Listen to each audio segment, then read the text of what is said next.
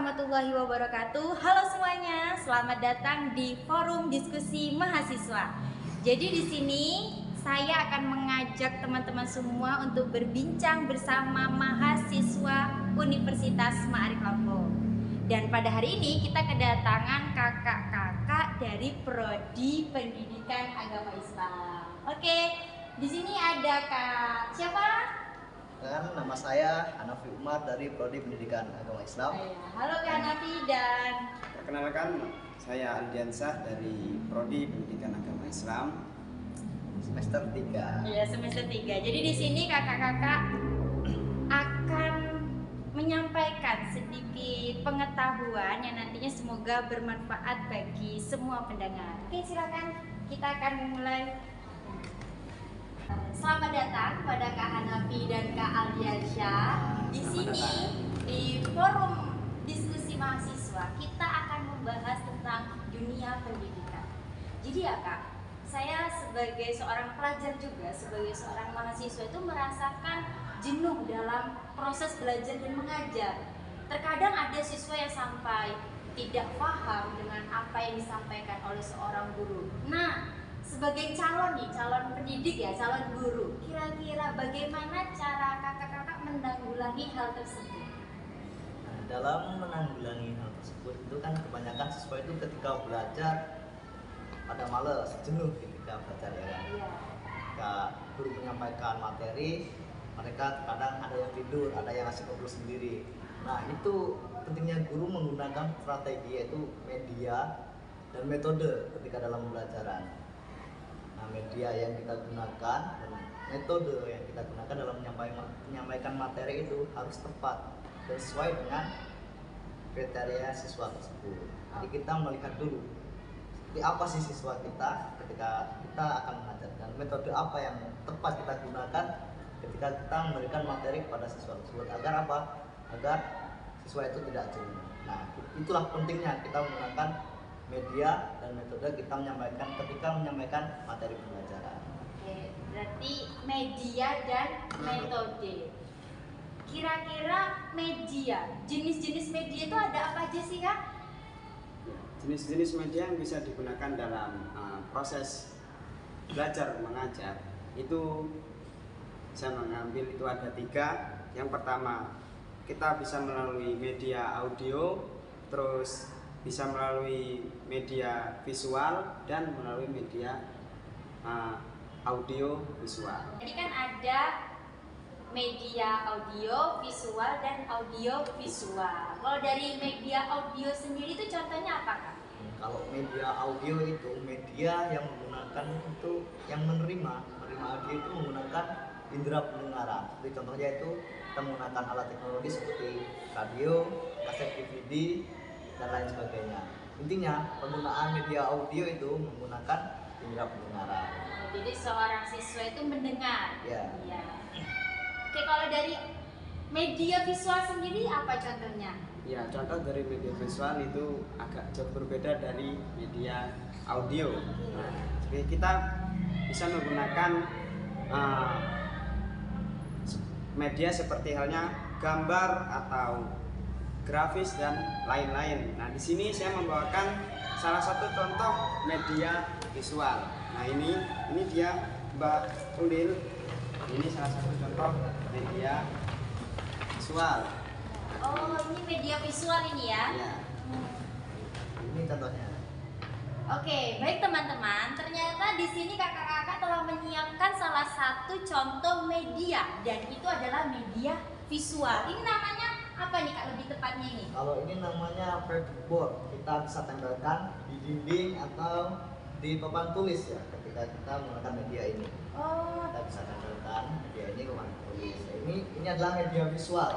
Bahkan kita di sini akan mengajar mata pelajaran akidah akhlak ya. Nah, kita bisa menggunakan media ini karena dengan pelajaran akidah akhlak itu kita belajar tentang mengenal malaikat-malaikat Allah.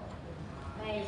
Ini kira-kira sasarannya yang tepat untuk media ini jenjang sekolah apa? Nah, ya kalau untuk media seperti ini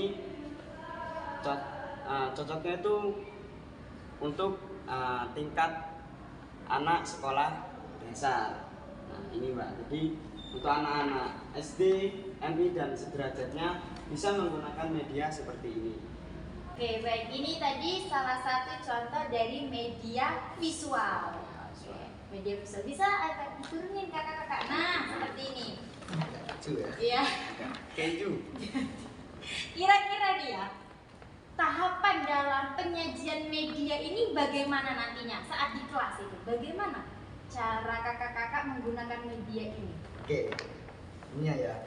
Ketika kita menggunakan media seperti ini, kita perlu memberikan penjelasan terlebih dahulu kepada peserta. Jadi, misalkan di sini kita menjelaskan tentang malaikat-malaikat Allah. Sebenarnya kita jangan langsung menggunakan media ini. Kita boleh pasang langsung, tapi kita jangan langsung menggunakan. Kita jelaskan terlebih dahulu pada siswa tentang siapa sih, ada berapa sih nama malaikat misalkan, ada berapa sih, apa sih tugas-tugas malaikat itu. Nah, kita sudah jelaskan. Nah, setelah kita jelaskan, kita bisa nih menggunakan media ini. Misalkan kita di sini sudah menyiapkan contohnya, misalkan kita memberikan pertanyaan pada peserta didik. Agar apa?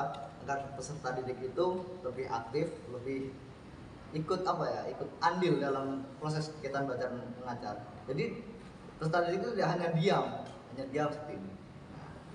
Kan, mereka kalau kita biarkan diam itu mereka pasti akan jenuh. Dan pasti akan malas ketika belajar. Nah, kita bisa menggunakan media ini untuk kita berdiskusi. Kita memberikan kesempatan untuk siswa aktif dalam kegiatan proses belajar mengajar. Oke, ini kira-kira ini ada isinya ya kakak-kakak ya? Ada, ini kan kita Oh. seperti amplop kita memberikan Iya. kita memberikan surprise gitu pertanyaannya. Oh, jadi nanti ini ada pertanyaan nih yang diberikan oleh seorang guru, Iya. lalu mereka para murid ini menjawab benar tidak jawabannya begitu ya. Jadi istilahnya kayak Kuis. iya benar, Kuis. kuis. Ya. Menarik. Jadi bisa lebih menarik perhatian seorang siswa. Oke.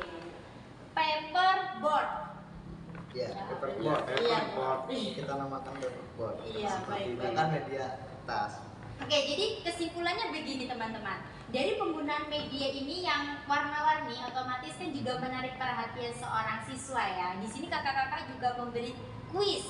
Lalu ada istilahnya ada pembenaran, benar tidak jawaban yang diberikan oleh seorang siswa. Di sini sudah dituliskan nama-nama malaikat sekaligus ada tugasnya juga. Jadi setelah siswa itu menjawab, kita buktikan benar tidak jawabannya. Gitu. Oke. Lalu kira-kira dalam penggunaan media ini ada tidak faktor penghambat dan faktor pendukungnya? Bagaimana? Dalam penggunaan media itu ada faktor penghambat dan ada faktor pendukung. Nah, faktor penghambatnya itu salah satunya yaitu fasilitas dari sekolah, Fasilitas dari sekolah. sarana prasarana dari sekolah. Nah, itu salah satu faktor penghambatnya. Iya. Ketika kita sudah siap menggunakan media, ternyata tidak ada fasilitas dari sekolah, itu menjadi salah satu faktor penghambat. Yang kedua, faktor penghambat itu kemampuan gurunya. Ketika media sudah siap, misalkan sekolah itu sudah menyediakan media untuk belajar, misalkan seperti menggunakan proyektor itu. Nah, kok guru ternyata belum bisa mengoperasikan media tersebut, itu juga menjadi salah satu faktor penghambat penggunaan media. Kalau faktor pendukungnya sendiri bagaimana? Faktor pendukung itu salah satunya ialah sarana dan prasarana di sekolah tersebut memadai, dan juga guru lembaga pendidiknya atau seorang guru itu bisa menggunakan sarana tersebut. Jika sudah ada sarana prasarana itu sekolah terpenuhi tetapi guru tidak bisa menggunakan, itu juga percuma. Jadi ketika ada sarana dan prasarana dan guru juga ahli dalam menggunakannya, nah itu menjadi salah satu faktor pendukung di suatu penggunaan media pembelajaran. Nah, itu. Berarti dari lembaga juga menyiapkan seorang guru juga harus bisa menggunakan media. Ya itu Mbak. Tapi kalau dilihat dari contoh media yang kakak-kakak bawa itu kan sepertinya itu ya kekreatifan seorang guru.